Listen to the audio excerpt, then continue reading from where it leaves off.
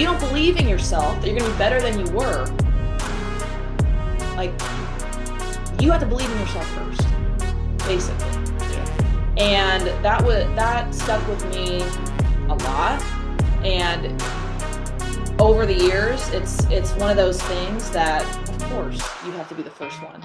Like Mhm. nobody's just gonna go, oh, here you go. Here's your confidence. Here's everything that you need. It's you've Yeah. got to show up and you've got to give yourself the opportunity to have that. Thank you for tuning in. Thank you for listening. I am your host and coach, Tyler Johnson. Whether you tuned in to elevate your mindset, your game, or just your day, you are in the right place. My guest is known for being a role model in her sport of softball. She advocates for players looking for their voice because that's the type of player she started out as. Her focus is to train defense specifically, but coaching doesn't stop at the physical skills. Through her in-person and remote lessons, she guides players through learning the fundamentals as well as building their mental armor against fear of failure, bad self-talk, and doubt in themselves. Please welcome to the Elev8 podcast, Morgan Stuart.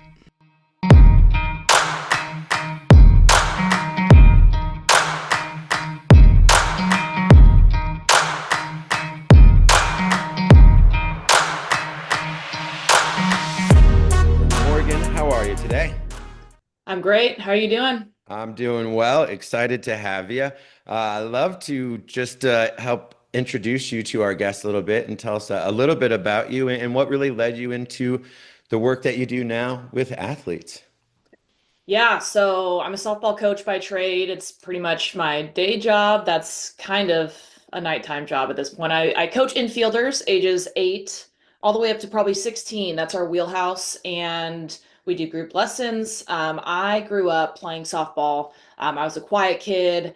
I love defense. I love the hard work behind softball. And I wanted to basically pass that on.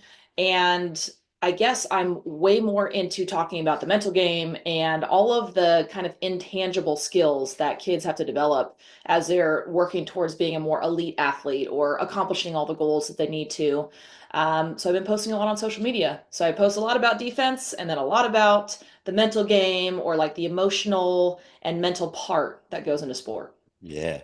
And one of the things you notice if they go to your Instagram, one of the phrases that jumped out at me is turning overthinkers into players. Mm.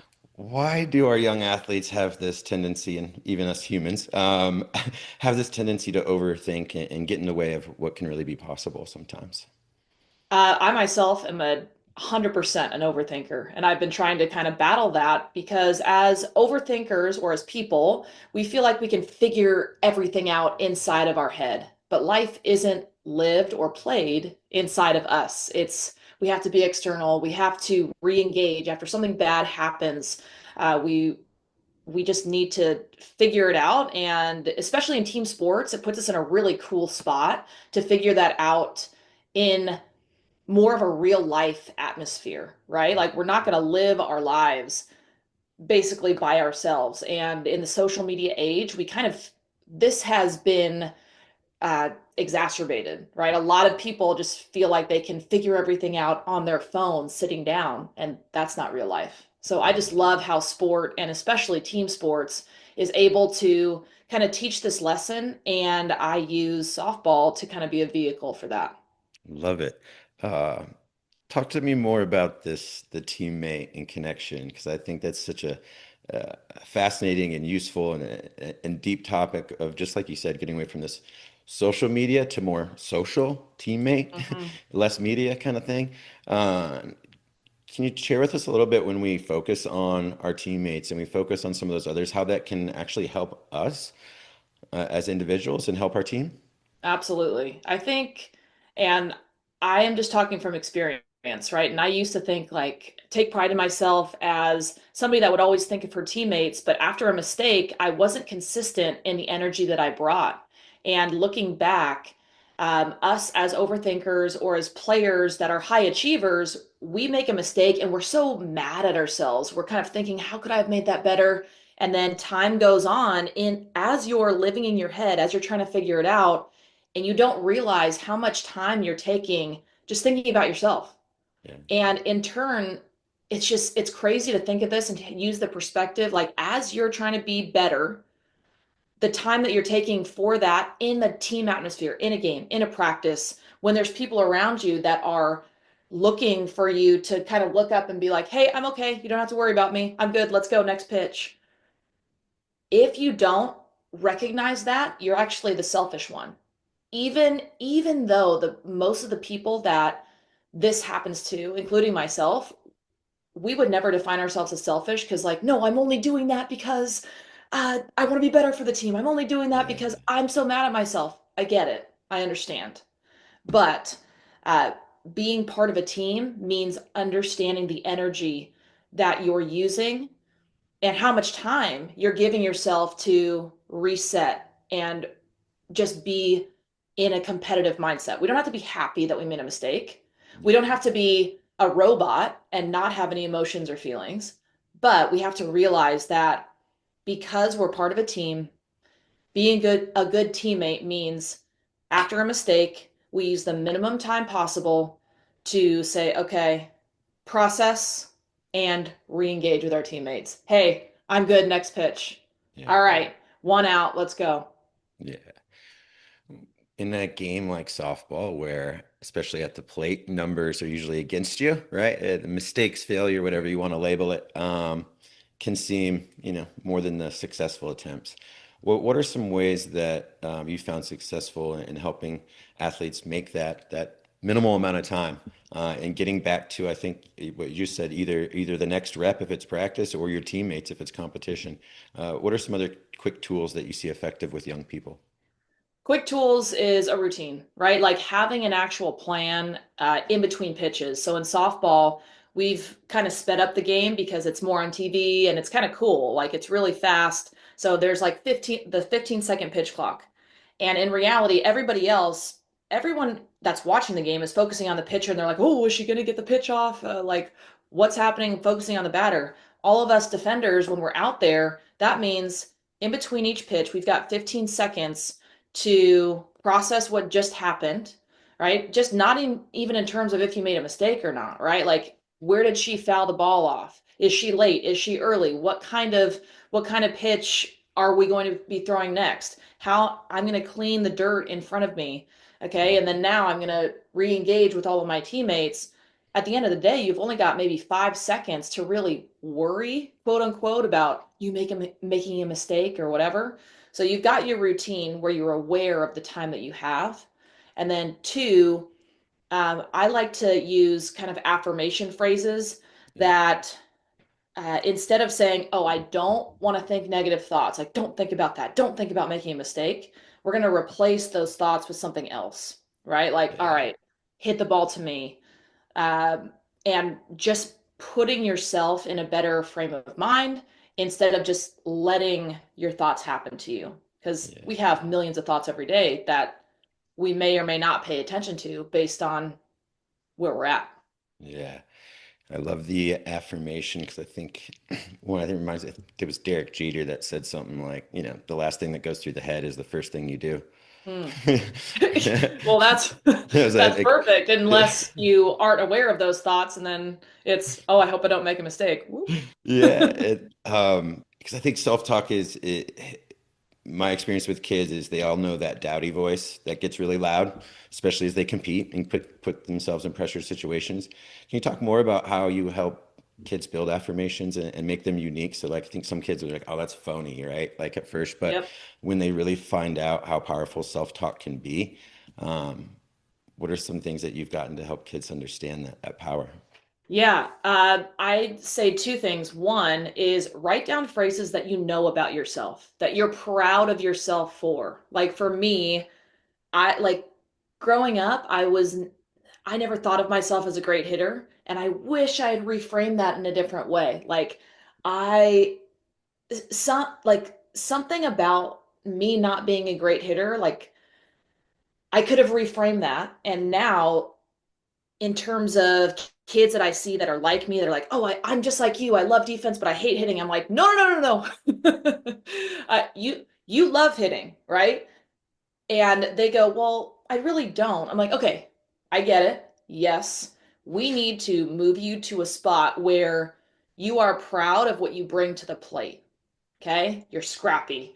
You have a great eye. Like there's things about you that are going to make like slowly build your confidence so that confidence is based on the things that you've seen yourself do. Initially, we've got to have that courage to be like, all right, I'm jumping in even though I'm not 100% confident. And then we can build on those things. So when they list out things that they know that are true for themselves, they don't feel fake. It's not the Yeah. fake it till you make it thing. It's here's a bunch of things that I know about myself. I'm an extremely hard worker. No one's going to outwork me, right? Like there's things that I've built into my affirmations that I like that if I say it, it puts me in a different like a different level with myself. Like, oh, that's me. Yes. Okay. Instead of that's not me. Second thing that I use is this is something that I did in college actually, is our coach gave us a confidence card. And on this confidence card was, all right, you have a card, but you actually, it was passed out to your teammates randomly and you didn't know who was writing on it, but you got your card back and on it two different teammates had written these statements about you and the question was, what do I look like when I'm confident? Mm. And then there was another one, it was either list or describe a memory you have of me at my best. And it was so cool because those two things, I knew who had written them because like these specific memories, these people had come up to me and talked about like, okay, yeah, that man, that was awesome. That play was really cool or whatever. But if when we're so in our heads and when we're in a slump, when we're having trouble, we forget these things about ourselves. We forget that people look at us and admire us when we're doing well, even though we think people are only looking at us when we're struggling. Mm. So Yeah. that's a really cool tool is to just have those memories and those highlight reels even written by other people. It's Yeah. super powerful. I love that confidence card. You could even have a coach, join in and write one or Yeah, two. I'm sure that would be huge and meaningful, but huge. Yeah. what a cool activity to yeah, have and know and create those connections, I think, that are meaningful about each other. As I looked at your social media, one of the things that I vibed with for sure, and I wanted you to expand on, is, and it comes up a lot in all the sports world these days, is the role of parents. But more specifically, this frequent victim mentality that parents sometimes unconsciously and unintentionally are dumping onto their athletes. Can you talk about some of that victim mentality parents can sometimes unawareingly be vomiting on their Yeah. child? I mean, first of all, I'm not a parent and I don't want to speak like I know what it's like, but just kind of sitting back and being an observer, I don't know how parents do it. Drive their kids, have all this fear and unknown, and trust a coach to just like, okay, I hope my daughter, I hope my kid has a good experience here. Like, and that's in every parent's heart. And like looking at and speaking to my mom and dad about this, it's like, yeah, wins, losses, great. Of course, they want what the kid wants. If the kid is super high achieving, they're going to be probably upset and kind of feel that kind of pain when the kid doesn't perform. But that's not the real drive for the parents. The parents want the kid to have a good experience. So even before that, if the kid's not playing, there can be an energy of like, oh, like there's so much angst and just like uh frustration that comes from parents. And if we, by we, meaning like the adults in the room in term like that are influencing the kids, if we let our emotions and stream of consciousness come out all the time, it's not necessarily beneficial. Yeah. So I think that I just hear a lot of, hey, coach, can you help me work through this situation?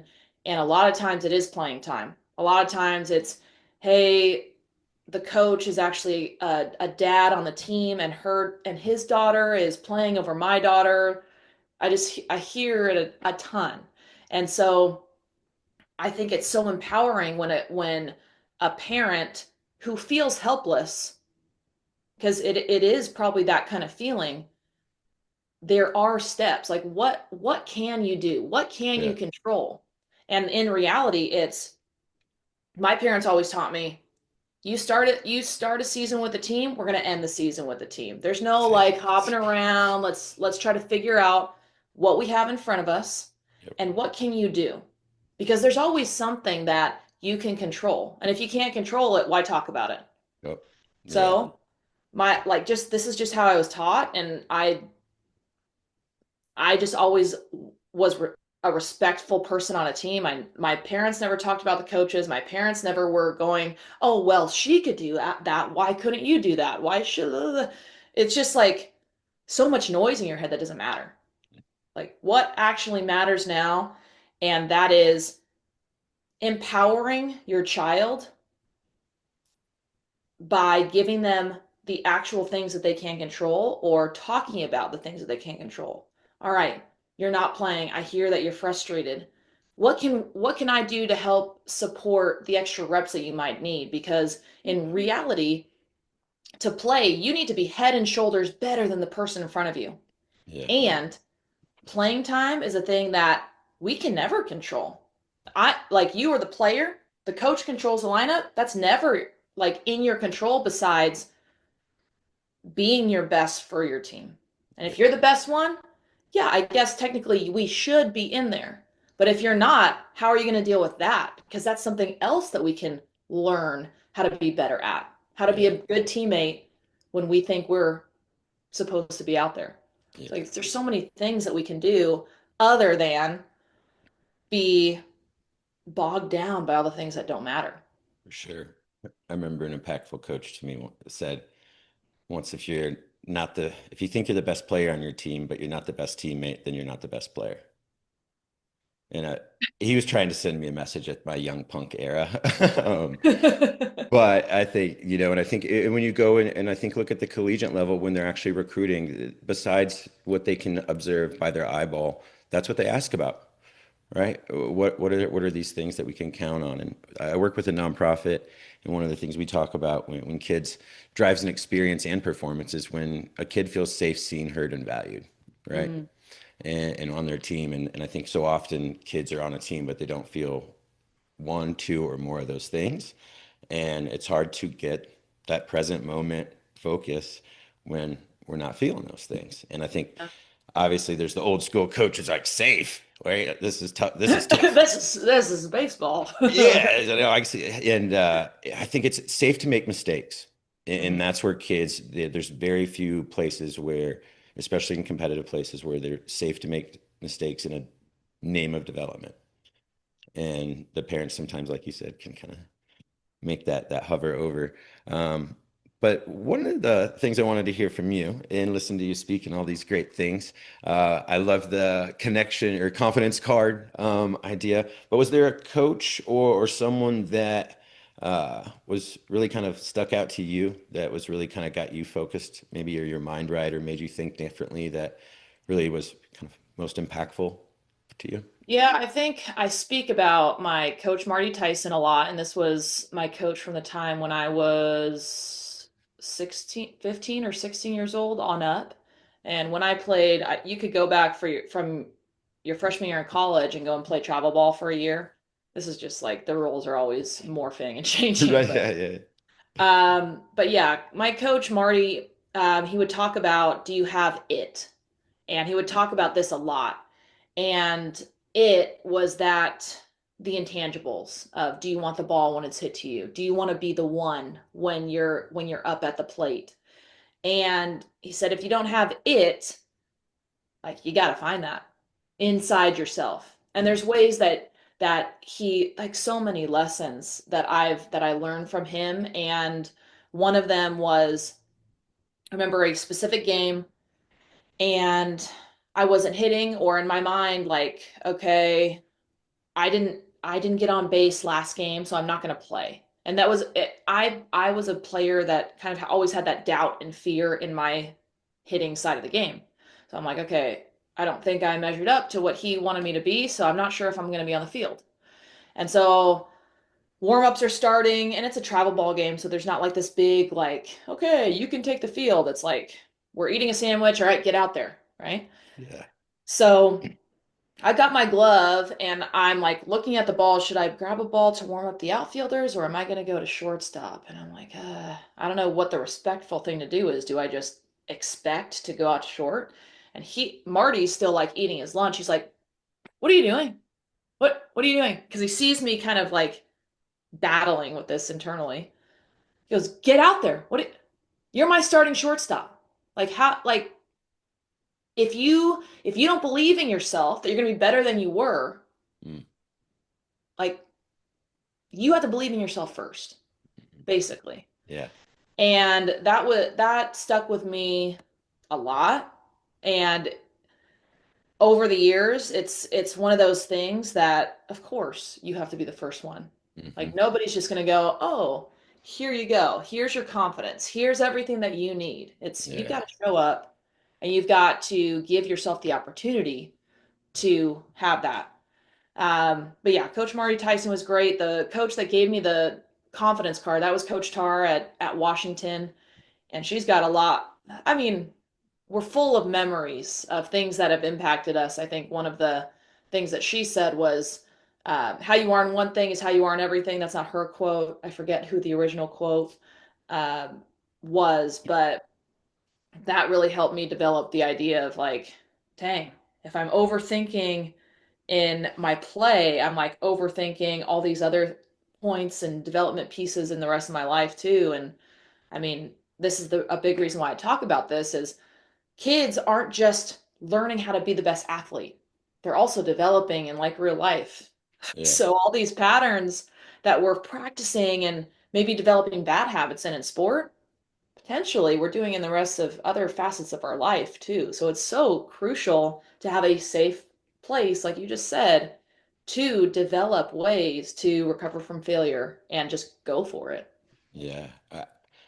I'm biased. Maybe you agree with this bias, but I think even sports are becoming even more of for lack of sacred space of social development because I think it's Yeah. one of those, at least in my experience coaching, I'm like, oh, the only people that have phones are the ones that need them, right? Like, and you have this like 2 to maybe 3 hours a day with maybe your teammates and things where we don't have that distraction amongst Isn't us. that crazy? And it's That's insane to me.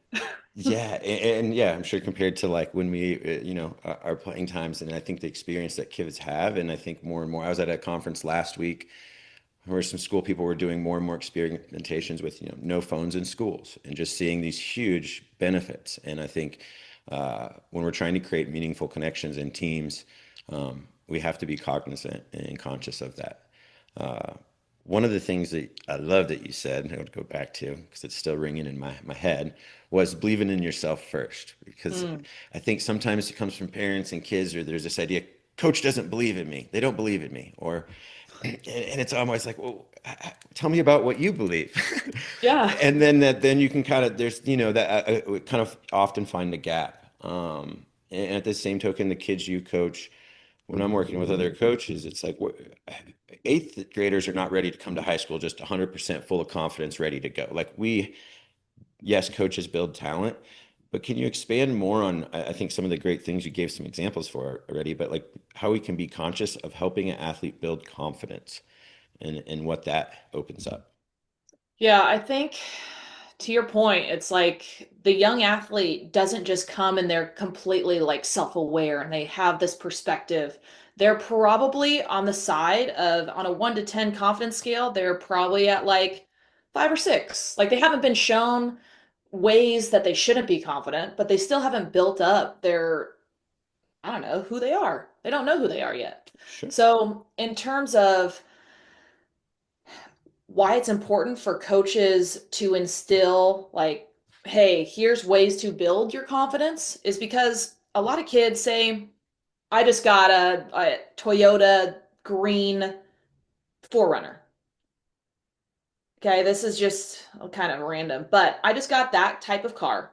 I thought it was super unique, and I thought that I'd never seen it before. Once before I saw it like one time, like, oh, I want that car. Now I'm driving around and I see like 5 a day. Like, now I don't even like this car, but I love it. But, anyways, the same goes for kids. It's like, hey, my coach doesn't believe in me. if you didn't first have that thought yourself, you're not going to notice that that Mm, coach doesn't believe in you, right? So, like to me, I myself have built up a ton of confidence in myself as a defensive instructor. I'm like, okay, there's things that I don't have, there's things that I'm really good at, there's things that I don't even notice because it's not what my focus.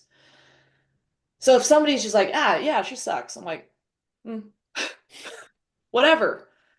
But I realize that I'm a 36-year-old adult and I have so many experiences that show me who I am and what I do. And I can't be bothered by what my coach said. My coach says I wasn't good, whatever.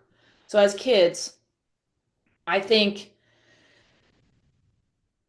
they need to come also with the baseline of I love the sport. I'm here because I want to get better. After those two things, yeah, as parents, let's look for coaches that are really about the growth mindset. You're looking for a coach that has those values in place of like, hey, it's okay to make a mistake. Let's learn from it. Let's not make the same mistake twice. Like, I don't think parents have to search for a coach that's soft, quote unquote, but soft has like a different meaning for so many people, you know? yeah, I don't think it's soft to say, hey, mistakes are okay. I think it's soft to say mistakes are okay, and I don't care if you make adjustments from it. yeah, Like you are who you are isn't the same as, all right, you're gonna make mistakes, nobody's perfect, but also after you know how to correct it, let me see your adjustment. Your adjustment doesn't have to be perfect either, but it's better be something different than you just did. yeah. All right. Demonstrate learning. I love that. Uh, One question I wanted to ask you is if I gave you a magic wand or magic softball bat in this case, and you could wave it, and tomorrow every young athlete of the ages you coach will say wakes up with a mental skill ingrained in them. Hmm. Um, what would you want them to wake up with tomorrow? I think they would wake up with the idea that I can figure this out.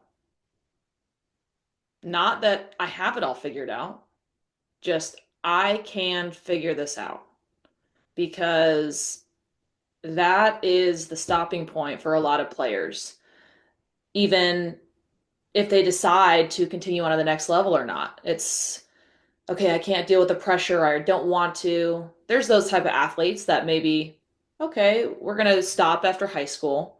Um, but those athletes that are like going through it and they still think like, okay, I don't know what to do, and they're kind of like, somebody help me. I wish that they would understand that everything that they need for their like mental state, their mindset, they can create within themselves. Yes, there's experiences that that happen. There's coaches that come into your life that impact you that can, drastically affect how you see the world. But also, if you believe I can figure this out, there's a way that I can move through this and it's going to be okay. I think it would help a ton of athletes. Love it. I played defense in football, so I share a little bit of a defensive bias. Um, but I think that's a thing in a lot of sports sometimes where there's offensive things, they get the shine, they get the light, the highlights. Mm. What are some ways that, in your sport that obviously pulls the attention that way very young? They have like home run derby. They don't have like fielding derby. I don't remember watching a fielding derby as a kid, right? I remember a lot of home run derbies. And what are some ways that you get kids to see the bigger picture and the impact in the bounce that, maybe they can't see at the plate, but that they can really provide as an amazing teammate and someone that's very present and focused on defense? Yeah. I mean, the only thing that we've got is kind of the Golden Glove, right? The Gold Glove. All right, these are cool. These are amazing plays. But majority of the time, you're doing, you have to be ready every single play. You're not going to get the ball every single play, but how many times do you have to be prepared and set and ready to react in any direction? Every single pitch. And think about your job as a hitter. Okay, yeah, you should be paying attention, but if you're not up to bat, you don't have to be ready to hit the ball. So on defense, it's like that extra skill of being aware and ready. So in terms of like how this applies to mentality or confidence, I think just the baseline idea of practicing the little things and practicing on your own in the dark is so, so critical to success long term. And I think you can really see it metaphorically in defense. Like nobody's going to see the hours that you're putting in, the reps, developing your hand eye of the throws over and over you make. Uh, they don't see all that preparation for the one ball you get, once a game. Yeah. But they sure are going to notice when you make a mistake on that one ball once a game. So you got to be ready. So I think just defense floats perfectly into kind of that mindset piece and that preparation piece of the little things do matter. What you do on your own does matter, and it shows up when you are in the spotlight. Love it. One last question as we wind down. If I gave you the old time machine and sent you back to teenage self, Mm. what is the advice that you would now want to share about 20 years ago with your athlete self then? Worrying isn't going to get you any more prepared. That's pretty much it. I think I spent so much energy worrying or trying to figure out how to, like, how was I in the zone there? Like, I could feel different shifts in my mindset. And I remember just like kind of hoping to be in a good mindset when I needed to be. And I had no idea how to create it for myself. So I would worry about, okay, I hope I do this, or I really don't want to strike out here, or I really hope I can be the teammate that I want to be. But yeah, that didn't do much for me. And I feel like it was a massive waste of my time. One more.